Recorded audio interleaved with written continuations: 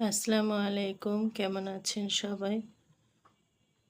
মনটা বেশি ভালো নেই, তারপরও ভিডিও দিতে হচ্ছে, কারণ এটাও পেজের একটা প্রতিদিনের কাজ। আসলে বন্যার কারণে বন্যার মানুষ যেভাবে বন্দি, এতে এই মুহূর্তে আসলে ভালো খেতেও ইচ্ছা করছে না। তারপরও ছোট বাচ্চা আছে ঘরে, ওদের জন্যই রান্না করা। ঘরে যা ছিল তাই দিয়েই রান্না করেছি।